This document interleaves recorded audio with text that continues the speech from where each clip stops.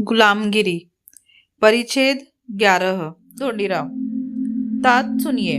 ब्राह्मणों ने जो टेढ़ी मेढ़ी हलचल शुरू की थी उसको कुछ बुद्धिमान गृहस्थों ने अब अच्छी तरह पहचान लिया है और उस बलिराजा अंग्रेज सरकार को, अधिकारियों को, मुखिया को इस चालबाजी से अवगत कराया गया।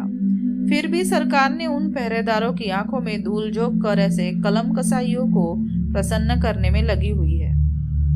आज के ब्राह्मणों में कई लोग ऐसे हैं जो शूद्रों के श्रम रूप लगान की वजह से बड़े बड़े विद्वान हुए हैं, लेकिन वे इस उपकार के लिए शूद्रों के प्रति किसी भी प्रकार की कृतज्ञता प्रदर्शित नहीं करते, बल्कि उन्होंने कुछ दिनों तक मनचाहे मौज मस्ती की है और अंत में अपनी मांगल्यता का दिखावा करके यह भी सिद्ध करने की कोशिश की है कि उनकी वेद मंत्रदा जादू विद्या सही है। इस तरह की झूठी बातों से उन्होंने शूद्रों के दिलो दिमाग पर प्रभाव कायम किया। शूद्रों को उनका पिछलग्गू बनना चाहिए, इसके लिए न जाने किस किस तरह के पासे फेंके होंगे। उन्होंने शूद्रों को अपने पिछलग्गू बनाने की इच्छा से उन्हीं के मुंह से यह कहलवाया कि शादावाल के लिंगपिंड के आगे या पीछे बैठकर किराए पर बुलाए गए ब्राह्मण पुरोहितों के द्वारा जब अनुष्ठान करवाने की वजह से इस साल बहुत बारिश हुई और महामारी का उपद्रव भी बहुत कम हुआ। इस जप अनुष्ठान के लिए आपस में रुपया पैसा भी इकट्ठा किया था। इस तरह उन्होंने जप अनुष्ठान के आखिरी दिन बैलबंडी पर भात का बलिराजा बनवाकर सभी प्रकार के अज्ञानी लोगों को बड़ी बड़ी लंबी चौड़ी झूठी खबरें दिलवाकर बड़ी यात्राओं का आयोजन करवाया। फिर उन्होंने सबसे पहले अपनी जाति के इल्लतखोर ब्राह्मण पुरोहितों को बेहिसाब भोजन खिलाया और बाद में जो भोजन शेष बचा उसको सभी प्रकार के अज्ञानी शूद्रों की पंक्तियां बिठाकर किसी को केवल मुट्ठी भर भात, किसी को केवल दाल का पानी और कईयों को केवल फाल्गुन की रोटियां ही परोसी गई। ब्राह्मणों को भोजन से तृप्त कराने के बाद उनमें से कई ब्राह्मण पुरोहितों ने उन अज्ञानी शूद्रों के दिलो दिमाग पर अपने वेद मंत्र जादू का प्रभाव कायम रखने के लिए उपदेश देना शुरू किया हो तो इसमें कोई संदेह नहीं, लेकिन वे लोग ऐसे मौके पर अंग्रेज लोगों को प्रसाद लेने के लिए आमंत्रित क्यों नहीं करते?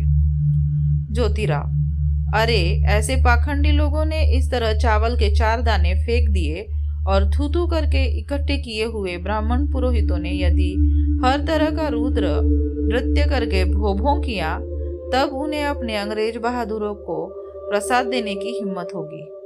ढोंडीराव। तात, बस रहने दीजिए, इससे ज्यादा और कुछ कहने की आवश्यकता नहीं है। एक कहावत है कि दूध का जला छाछ भी फूक फूक पर पीता है, उसी तरह इस बात को भी समझ लीजिए।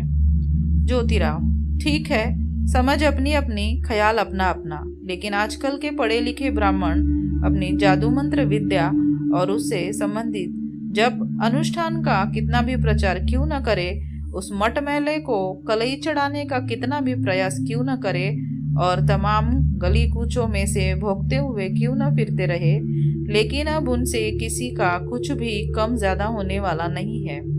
लेकिन अपने मालिक के खानदान को सातारा के किले में कैद करके रखने वाले नमक हराम बाजीराव पेशवे जैसे हिजड़े ब्राह्मणों ने रात और दिन खेती में काम करने वाले शूद्रों की मेहनत का पैसा लेकर मुंह देखी पहले दर्जे के जवां मर्द ब्राह्मण सरदारों को सरंजाम बनाया। उन जैसे लोगों को दिए हुए अधिकार पत्र सनद के कारणों को देखकर फर्स्ट सॉर्ट टरकान साहब जैसे पवित्र नेक कमिश्नर को भी खुशी होगी, फिर वह दूसरे लोगों के बारे में कहना ही क्या। उन्होंने पार्वती जैसे कई संस्थानों का निर्माण करके उन संस्थानों में अन्य सभी जातियों के अंधे दुर्बल लोगों तथा उनके बाल बच्चों की बिना परवाह किए उन्होंने ब्राह्मणों, अपनी जाति के मोटे ताजे आलसी ब्राह्मणों को हर दिन का मीठा अच्छा भोजन खिलाने की परंपरा शुरू की। उसी प्रकार ब्राह्मणों के स्वार्थी नकली ग्रंथों का अध्ययन करने वाले ब्राह्मणों को हर साल यथा योग्य दक्षिणा देने की भी परंपरा शुरू कर दी। लेकिन खेद इस बात का है कि ब्राह्मणों ने जो परंपराएं शुरू की है केवल अपनी जाति के स्वार्थ के लिए।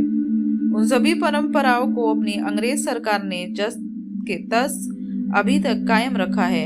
इसमें हमको यह कहने में क्या कोई आपत्ति हो सकती है कि उसने अपनी प्रौढ़ता और राजनीति को बड़ा धब्बा लगा लिया है।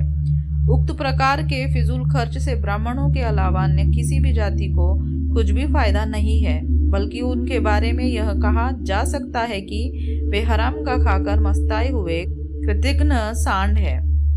और ये लोग हमारे अनपढ़ शूद्र दाताओं को अपने चुड़ैल धर्म के गंदे पानी से अपने पांव धोकर वही पानी पिलाते हैं।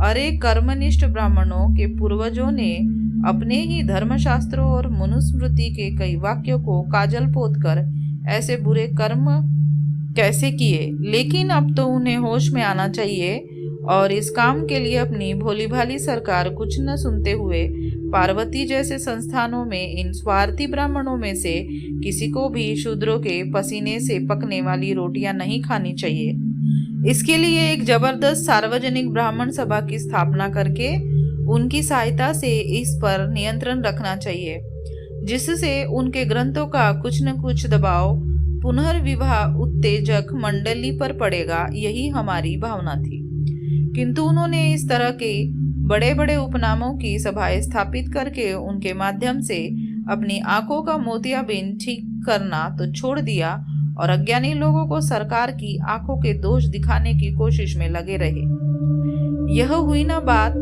कि उल्टा चोर कोतवाल को डांटे। इसको अब क्या कह सकते हैं।